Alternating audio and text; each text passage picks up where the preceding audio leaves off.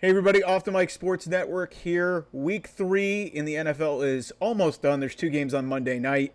Want to react to all the rest of the NFL games. If you want to go watch my specific breakdown of the Browns and their debacle, I'll have a few extra thoughts here at the end about their loss to the New York Giants, which was completely and utterly inexcusable. Let's talk about the other games in the NFL. This was a pretty interesting week in the league. Let's start with the Sunday night game. Really good game between the Chiefs and the Falcons. You wouldn't be able to tell it through 3 quarters. The Chiefs were doubling up the Falcons in everything, and yet you look around. Harrison Butker and the Chiefs score. Harrison Butker misses an extra point. It's 22-14. The Falcons end up getting a field goal, and then they get 2 drives that they string together, getting it into the red zone, and then they're not able to score on either of them. They go for it on 4th down on each one of them. The drive preceding the final drive that ultimately decided this game, they could have kicked a field goal.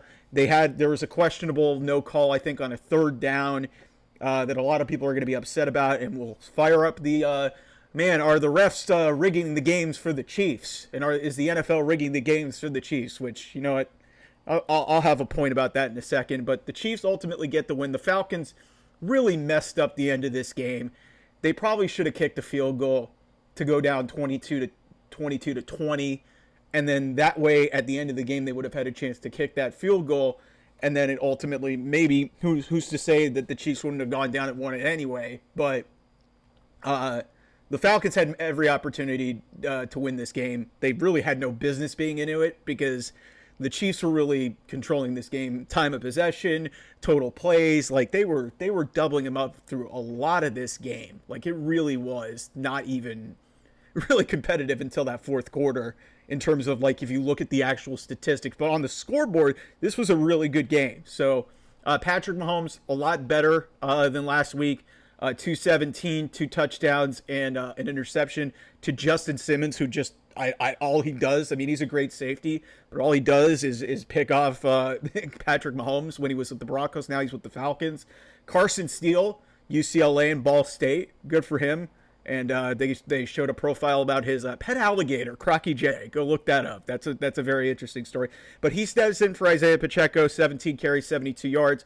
Rashee Rice was awesome in this game, 12 for 110 and 1 touchdown. Kirk Cousins was fine, 230, 1 touchdown, 1 interception. But it's kind of there for the contract that he's getting paid.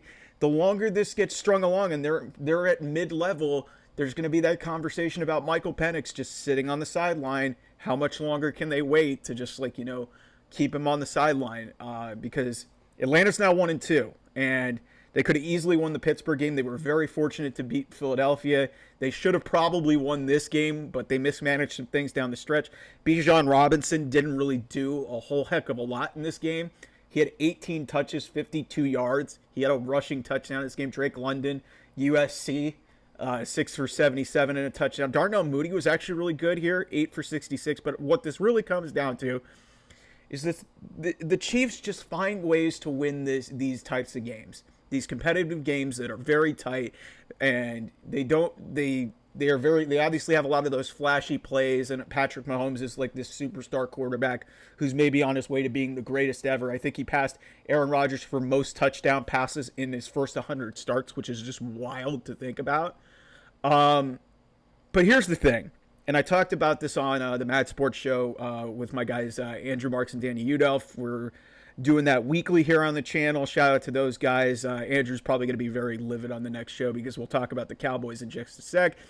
And Danny, I don't know how the hell it's possible. 3 total touchdowns this season for the Steelers, 51 total points, and yet they're 3-0. So, but yeah, the Chiefs. Let's get to this for a second, because they're every week, and you'll see GIFs and memes of referees in red colored referee shirts with fake making out with Patrick Mahomes and Andy Reid.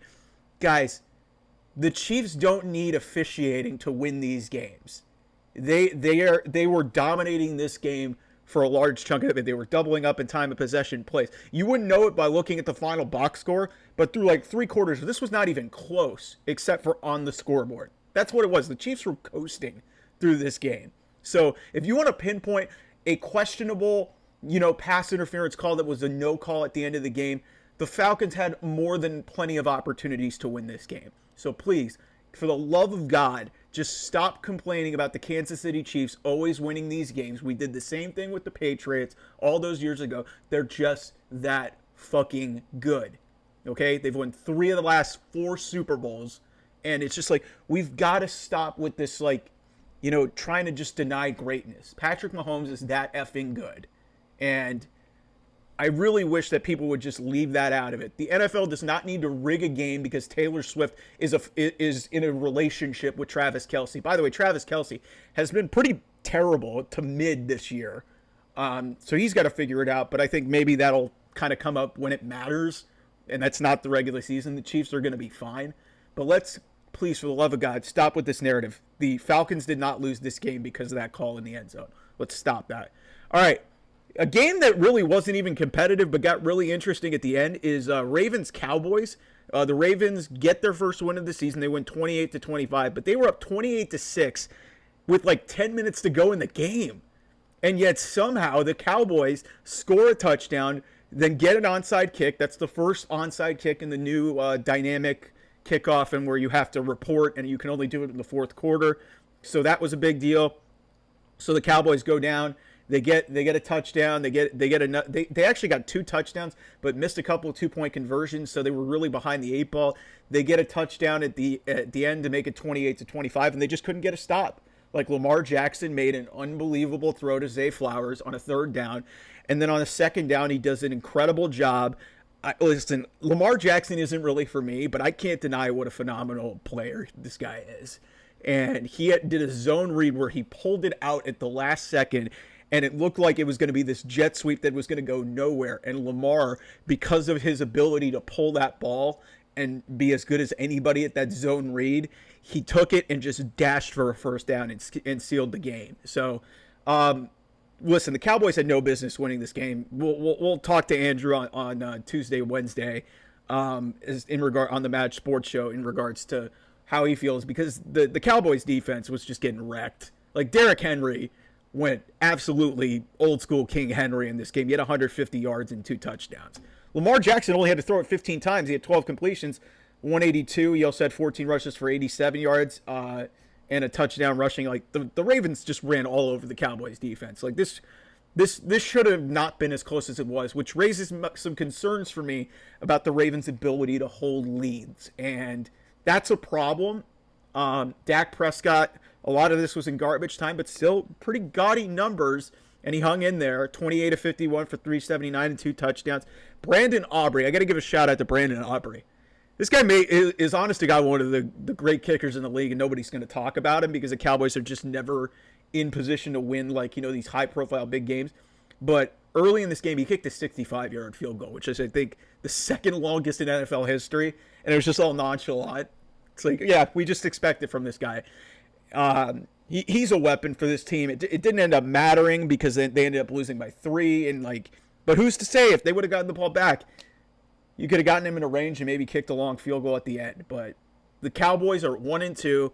This pisses me off even more because this team overwhelmed the Browns in week 1. And it's just, I really don't know what to think of the Cowboys. The Ravens, good for them to get off the schneid. But they've got to play. I mean, they got a home game, but they're playing Buffalo, and yeah, Buffalo's gonna have a short week, but Buffalo's been playing really well, so that's gonna be a really interesting game in week number 4 of the NFL. So this is gonna be really really interesting to monitor as we go down the course of the season. A big surprise. I mean, I picked the Vikings to win this game, but I did not see 34-7. The Minnesota Vikings absolutely annihilate the Houston Texans. Sam Darnold throws 4 touchdowns. What is going on here? Like, I knew Sam Darnold was good, but it really has just come down to he has landed in the perfect situation with the perfect coach in Kevin O'Connell. And I'll talk about Kevin O'Connell in a second. CJ Stroud did not, probably one of his worst games of his career as a professional, which is amazing. He's only in his 2nd season, and we're saying worst game as a professional. You think he would have bad games when he was, in his rookie season. But he goes 215, 1 touchdown, 2 interceptions. Stephon Diggs back in Minnesota side of maybe his greatest moment of his career. He goes 10 for 94. Sam Darnold, 181, 4 TDs. Aaron Jones, really good to see him doing well with the Vikings after the Packers let him go. 19 for 102. And he had a receiving touchdown with 31 yards as well. And then, of course, Justin Jefferson's probably the best receiver in the game. 6 for 81 and a touchdown. And the Vikings are 3-0, man. Biggest surprise in the league. I did not see this coming. They were getting ready to just roll out everything for J.J. McCarthy. J.J. McCarthy gets hurt. Sam Darnold was probably going to be the starter, but a bridge guy. Now you just see him playing so freely, and he's leading the NFL in touchdown passes.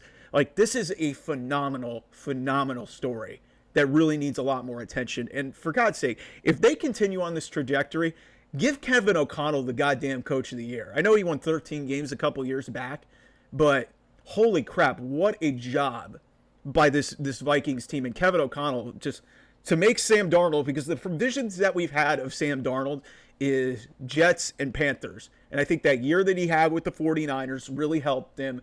And then obviously going into this system, it obviously helps to have Justin Jefferson. But Kevin O'Connell deserves a ton of praise, but also give a ton of praise to Sam Darnold for staying the course. He's still incredibly young, and this is going to be a really interesting story to monitor the rest of the season. If Minnesota can keep this going, is Sam Darnold your quarterback of the future in Minnesota?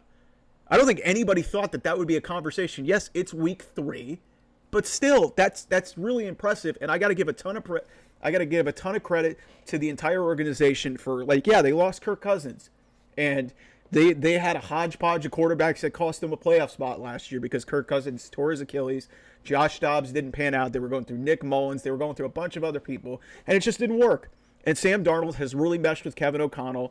This is a massive, massive win for the Vikings. I expected them to win.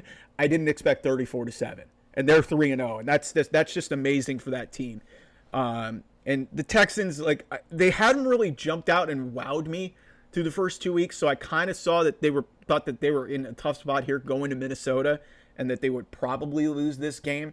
But again, 27-point loss is just, we'll see where Houston is. They've got some injuries that they're dealing with as well that make it kind of an issue. I think Joe Mixon missed this game.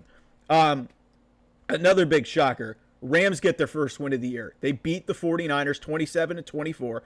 The 49ers, this was a bad loss for the San Francisco 49ers. I understand George Kittle wasn't playing. Deebo Samuel, I don't think, was playing. Christian McCaffrey wasn't playing. They were down a bunch of people. But the 49ers are so freaking talented, and they notoriously own this Rams team, that this was a little bit of a surprise that they go up 21-7 and they're up 24-14 in the second half. Brock Purdy was great in this game. 22 of 32, 92 and 3 touchdowns. Jordan Mason, 77 yards. He's been great in fill-in duty for the 49ers. Spot duty, the 49ers run for 137 as a team. Juwan Jennings was one of the performances of the year with some crazy catches. He had 11 catches for 175 yards and 3 touchdowns. He was awesome in this game. But what it came down to, man, is, the Rams were able to get some stops. Matthew Stafford stayed the course. This guy's as tough as they come. I don't understand why he gets so much shit. Sometimes it's just the surroundings, and he's down his 2 best receivers, Cooper Kupp, and he's down Cooper Kupp and Puka Nacua. Yet he's throwing balls to Tutu Atwell. Yes, Tutu Atwell. And so, he goes 16 of 26 for 221 and a touchdown. Kyron Williams was fantastic in this game. He probably killed my fantasy. I was playing against him in fantasy. 24 carries, 89 yards, 2 touchdowns. Xavier Smith with a monster punt return near the end of this game to set up the winning field goal in the final minute. Joshua Carty, Stanford. Go watch the West Coast Best Coast football show. Here, another plug there. Stanford guy, rookie, kicks a 37-yard field goal with 2 seconds left. And the Rams get their first win of the season. This is a bad loss to the 49ers. They've lost 2 in a row. They've got a lot of injury issues. This is a team that they normally beat up on and who's also beat up as well. You're up by 14-10 in the second half, and you somehow lose this game. That's not a good sign for the 49ers, who we talk about the Super Bowl hangover for the loser. Is this starting to turn a certain way for the 49ers? Because Brock Purdy's not the problem here. He's not the problem. They've been playing well. The defense letting up some big plays as well. I mean, they're missing pieces, but yeah, this was a head scratcher for me for the 49ers to blow this game no matter that they did. Eagles. I pointed to this game against the Saints. I did not have 15-12 Eagles win over the Saints with a last-minute touchdown by Saquon Barkley. If not for Saquon Barkley and Dallas Goedert, we are having a serious discussion about Nick Sirianni getting fired, because this was a borderline tarmac game. If you remember the Lane Kiffin, like he went to, I think it was Arizona State, and they fired him on the tarmac after they got humiliated. And they fired him on that tarmac. I believe it was in Tempe or somewhere in Arizona. This was getting to that territory that they were maybe not going to let Nick Sirianni get back on the plane to go back to Philadelphia, because he punted. I mean, punted's not the greatest word, but basically he opted to go for it on fourth down when they could have easily taken points in what was a low-scoring game for a large chunk of this. They ran the Philly special, the tush push, the brotherly shove, whatever you want to call it. And they ran like a sweep play to Saquon Barkley that went nowhere. Then then Jalen Hurts gets sacked on another fourth down, and then they opt to kick a 60-yard field goal for whatever reason. And yeah, so the Saints their high-powered offense was limited, but they're up. Chris Olave gets a touchdown near the end of this game, and then Dallas Goedert has a monster, 60-plus yard play. He has 10 catches for 170 yards. Saquon Barkley had a big 65-yard run. He had the touchdown at the end to cap it off. 17 for 147, 2 touchdowns. Jalen Hurts was fine, but another game with an interception. He also fumbled the ball. 29 for 38, 311, 1 touch and 1 interception. He didn't have any touchdowns. Devontae Smith took a nasty shot in this game. 7 for 79. Derek Carr, again, not throwing the ball a ton, but he only had 142 yards, a touchdown, and interception. Alvin Kamara, 26 touches, 26 carries for 87 yards. And then Chris Olave, 6 for 86 and 1 TD. So, weird game. But the Eagles get the win here. They deserve credit, but all I can keep thinking back to is, man, the way that this game was managed and Nick Sirianni's just refusal to take points in certain situations almost killed the Eagles and almost cost him his job. That's really what this came down to. So he's really lucky that he got out of New Orleans with a win here, because there would have been a conversation going to Tampa next week as to whether or not he was maybe going to be in trouble, or maybe if he even had a job, or hey, they go to Tampa and lose that game and you're 1-3. There's an opportunity going into the bye to maybe make a change there as well. We've talked about that a lot here on the channel. Speaking of something that's not going to change, and that's Mike Tomlin. I swear to God, this guy's like the cat with 9 lives. All this guy does is fucking win. He's like DJ Khaled. Like, I mean, what in the world? What in the world is going on here? The Steelers beat the Chargers 20-10. They've scored 51 points in 3 games this season, 3 total touchdowns, and this team is 3-0. They had 5 sacks. TJ Watt went crazy. Cam Hayward, another sack. Nick Herbig was great. Justin Fields had his best game as a Steeler. That's not hard. He hasn't really had to do much, but he goes 25 of 32 for 245, a touchdown and interception. He also had a rushing touchdown in this game. Also helps that the Steelers were not facing Justin Herbert for a large chunk of the second half, and they were facing Taylor Heineke. Justin Herbert only had 125 yards passing and a touchdown. Quentin Johnston, nice story. He's actually figured out how to catch the ball. Everybody thought the Chargers were going to have no receivers. Quentin Johnston's just catching touchdowns. I'm giving Jim Harbaugh a pass here. Like, the Steelers' defense is really the story of the season so far. They're just getting after people. This is what their identity is, and they're doing just enough around Justin Fields to get this done. Calvin Austin has a big touchdown at the end, 95 yards total for him and a touchdown. And yeah, Justin Fields was pretty good in this game. I think you're going to have a really tough time justifying going back to Russell Wilson at this point. I think this is Justin Fields' team for the rest of the year.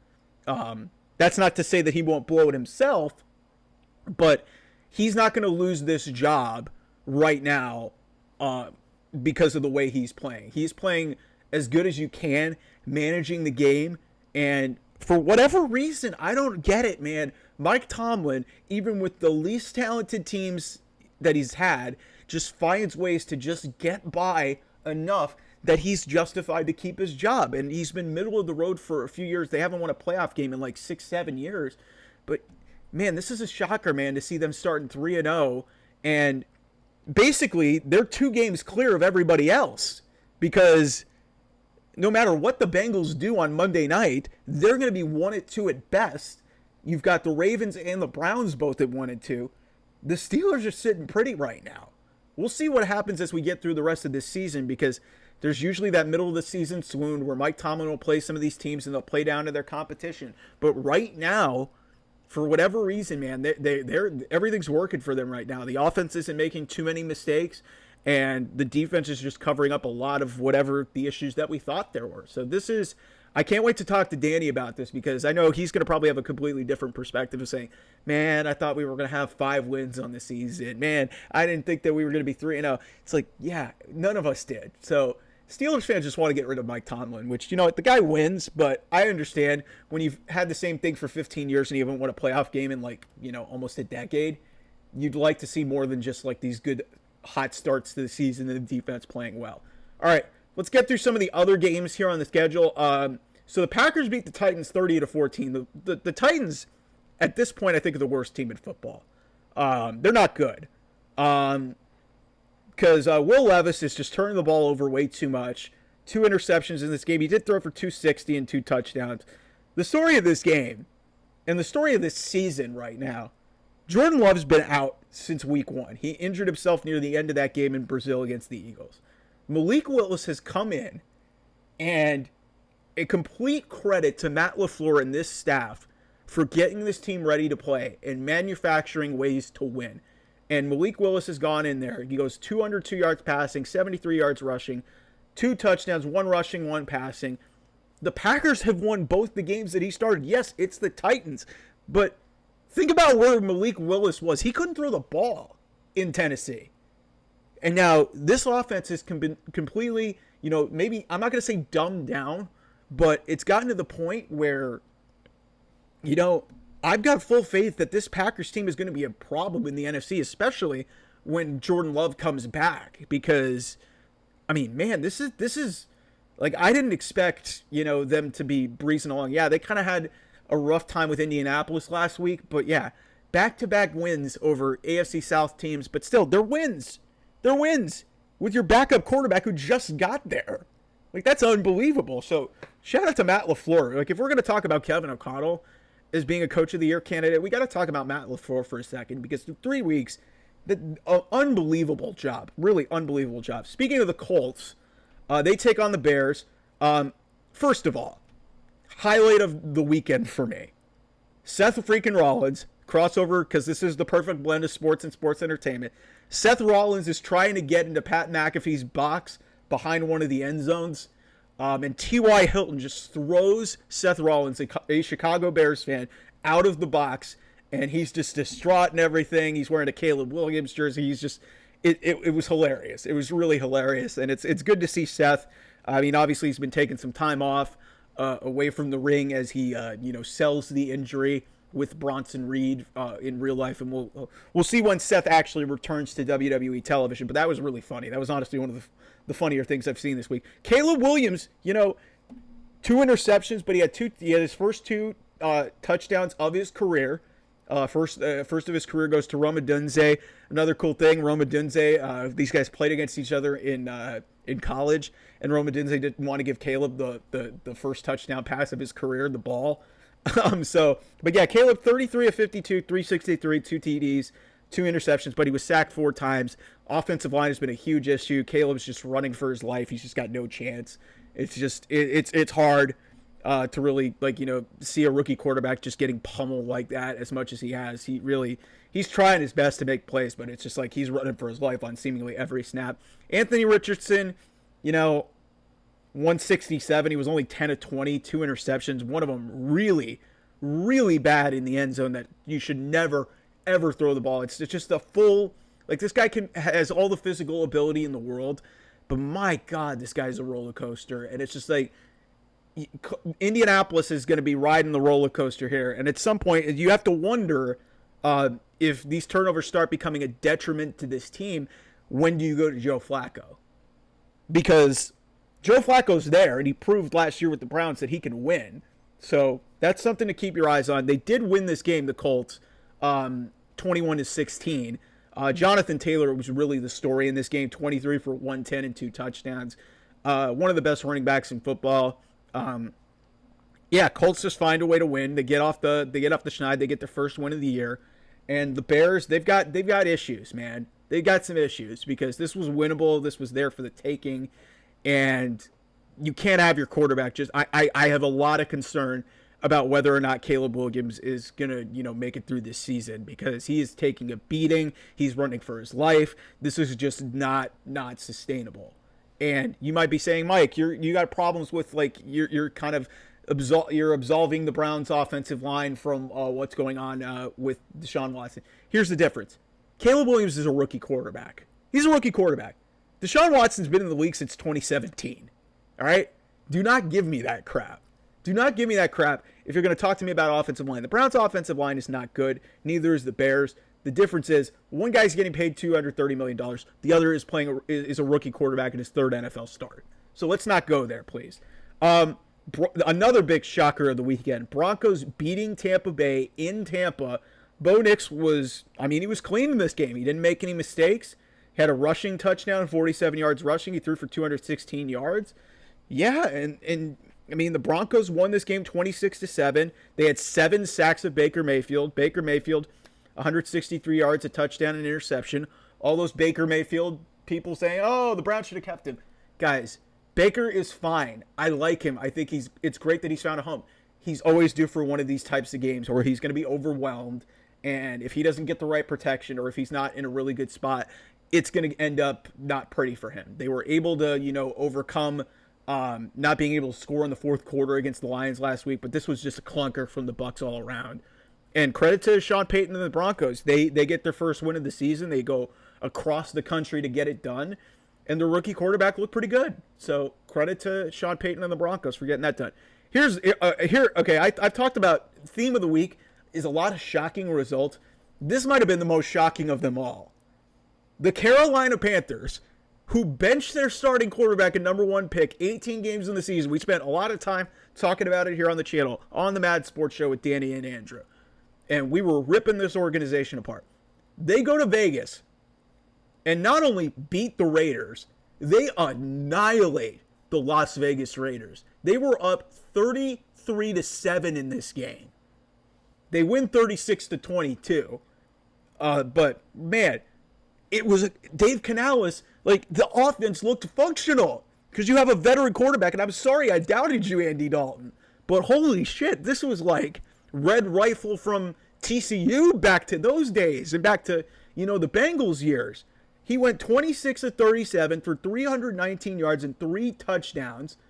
Chuba Hubbard, he has 21 carries for 114 yards in this game. Deontay Johnson, former Steeler, remember him? They traded for him. 8 for 122 and a touchdown. Gardner Minshew gets benched. He went 18-28 for 214 and 1 touchdown and 1 interception. Aiden O'Connell comes in. He throws a touchdown. Actually looked pretty decent. What the hell happened here? If I was wrong about anything, I thought the Raiders were going to annihilate the Panthers. I did not see this going the other way. And then Antonio Pierce in the post-game press conference says, yeah, a lot of guys were making business decisions, and we'll make business decisions on them as well. Geez, what great leadership.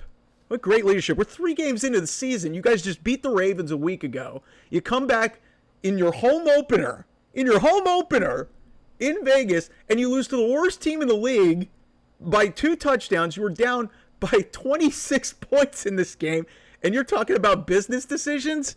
That's you just not having the team ready to play, Antonio Pierce. And I've talked to a lot of people who I've worked with in the industry who maybe know Antonio. They've detected this all along, that this guy is a fraud. He's a fraud, and it was only a matter of time before this was going to show. It took 3 games. The Raiders play the Browns in week 4, so okay, we'll see how this all turns out. it's just like this was one of the all-time head scratchers because I could not believe that this was happening. But credit to Andy Dalton, Dave Canales, and this entire Panthers organization who was to get the butt of jokes for most of this week with that Bryce Young decision, and they're proven right. They get their first win of the season. Lions beat the Cardinals in a really fun game. Jared Goff running for a first down at the end was neat. He has 199 yards passing, 2 touchdowns, and an interception. David Montgomery went crazy for 105 yards and a touchdown. Jahmyr Gibbs had 83 yards rushing. They ran for 187. We had a hook and ladder play in this game, which was so well executed. Like, everybody points to the Boise State one, ironically in that same stadium, by the way. But this was just Amon-Ra St. Brown makes the catch, and he just pitches it to Jahmyr Gibbs. It was the perfect hook and ladder for a touchdown. Amon-Ra goes 7 for 75 and a touchdown. Kyler Murray was fine. Touchdown and interception. He had 252 total yards. Marvin Harrison, another touchdown, 64 yards on 5 catches. And yeah, the Lions come back after that pretty tough loss to the Bucs last week. They go on the road, cross the country, and beat the Cardinals. This was a fun little game. I thought this was going to be fun. I thought it would be higher scoring, but 20-13. So the Lions pull out that win. Seahawks beat the Dolphins. The Seahawks are 3-0 quietly. 24-3. The Dolphins they've got a quarterback issue, man. Skylar Thompson did not play well in this game. He left the game injured. The Dolphins scored 3 points. I mean, Tua is on IR. He's out for the next 3 games. I don't know how this team manufactures offense moving forward. I really don't. I have a lot of concern about the Dolphins. But Geno Smith, great for him. I mean, he had 2 interceptions, 289, 1 TD. Zach Charbonnet, UCLA, West Coast, Best Coast. He also went to Michigan, but we'll leave that out of there. 18 for 91 and 2 touchdowns in place of Kenneth Walker. So he's been really good. DK Metcalf, the freak of nature that he is, has 104 yards receiving and a touchdown.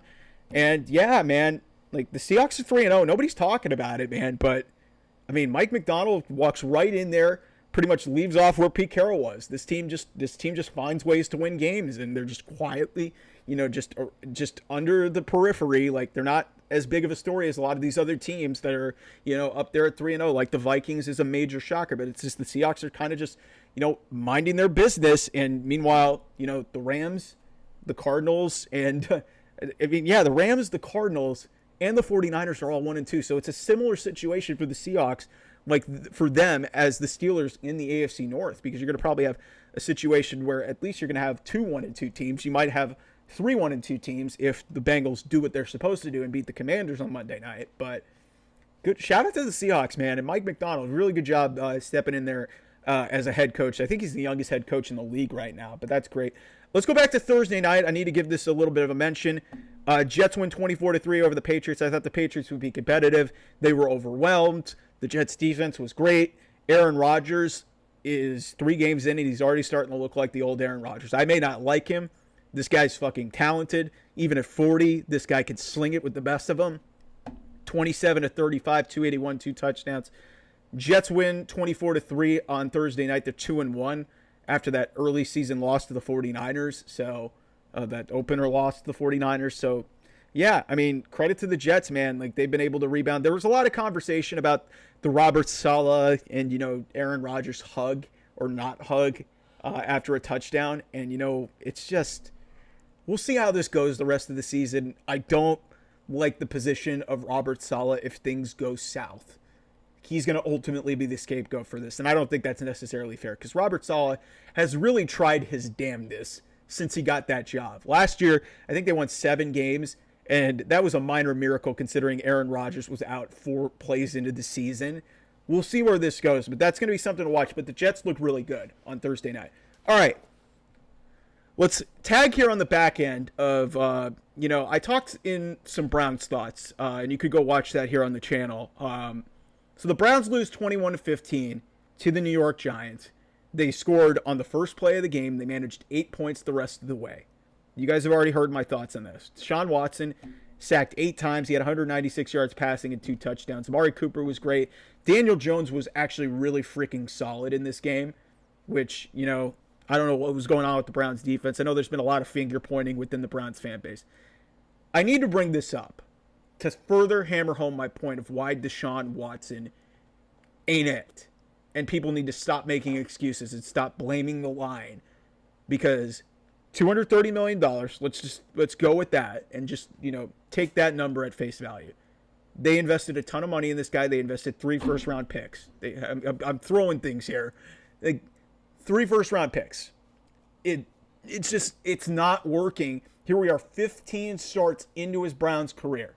Here is the number one thing that you guys need to know, and the number that you need to know. And you could dismiss the stat all you want, but this is a fair grade of what's going on. QBR in the NFL, of all the quarterbacks that have played, now, at least as of now, and this is effectively where things are, and it didn't get much better, Deshaun Watson has the lowest QBR in the NFL of any quarterback not named Bryce Young. Let me say that again. Deshaun Watson has the lowest QBR of any quarterback in the NFL not named Bryce Young. Yes, the Bryce Young who got benched 2 games into the season. Deshaun Watson's been in the NFL for 7 years. Spare me with this crap and defending this guy. You look at that number right there. Second worst QBR in the league. And the worst one is Bryce fucking Young, who had no fucking chance whatsoever in Carolina. Spare me with this nonsense of defending this guy. He cannot fucking play. 3 consecutive games this year where he has not been able to clear 200 yards passing. I am through giving him the benefit of the doubt. This guy is getting paid way too much money. The Browns invested way too much in him. They've changed the offense. They've changed all sorts of things around him. And he is the common problem in this offense and in this entire team. 17 points after opening drive touchdowns the last 2 weeks. 17. 9 points on 3 field goals last week. They had the safety, which really doesn't count towards the offense. And then they had the 8 points in the fourth quarter of this game against the Giants. The Browns win this game with any other quarterback not named Deshaun Watson. And if you want to just push back on me on that, Joe Flacco, every other game that he played last year outside of the first one, threw for 300 yards. Deshaun Watson can't clear 200 in 3 games this season. I wish that they could go trade for Joe Flacco right now. I know the Colts probably aren't going to do it because of their situation with Anthony Richardson, and I don't know how much longer that they can go on with Anthony Richardson making a lot of these, crucial mistakes. But give Jameis Winston a chance. At least he's going to throw it and not be scared of it. Yeah, Joe Flacco turned it over last year, but Deshaun Watson looks scared to throw the ball deep. He's inaccurate. He runs off his reads. He's missing easy first downs, like one of the key fourth down stop that they had that effectively was one of the big reasons that cost them the game. Was Deshaun is trying to scramble off of a run pass option when he has Jordan Akins streaking over to the sideline basically on an out for a first down, wide open. Doesn't even look that way. The field vision's not there. The pocket awareness is not there. The O-line is a problem. Don't get me wrong. The O-line is absolutely an issue for this team. That's not the whole story of this season. Deshaun Watson's not good. And yes, they have to fix some things. I'm not going to go down the road of, hey, we need to bring back Bill Callahan. He's not doing very great over there in Tennessee. This all goes back to the quarterback who's being paid all that money, and you're not getting a reward on your investment. Rip the Band-Aid off. Go watch the video if you want to see my full rant on that. So yeah, that's NFL Week 3. We'll see what happens. We got Jags, Bills, and Commanders and Bengals on Monday night, a doubleheader. So that'll be very exciting. We'll see. Jags might be in a position to fall to 0-3. That's a problem. And Cincinnati also in a position to potentially fall to 0-3. So a couple really potentially surprising situations out there. Theme of the week here is really surprises. A lot of surprises in this week. Like, share, and subscribe. Hit that subscribe button below me on this video. You'll get a lot of great content. We blend sports and sports entertainment. Like I said, Seth Rollins being at the Colts game as a Bears fan, which is great. And Seth, I agree with you. I hate football. I totally get it, man. So when you see Seth Rollins' Twitter on Sundays and he tells you how he feels about football, that's what you know if the Bears won or lost. So there it is. Week 3 in the NFL. Thanks for watching, everybody, here on the Off the Mic Sports Network. Like, share, and subscribe. OT Mike Sports and Off the Mic 28 on Twitter if you want to follow me or the channel as a whole. Love the support. Thanks so much, and I'll talk to you guys real soon. Bye-bye.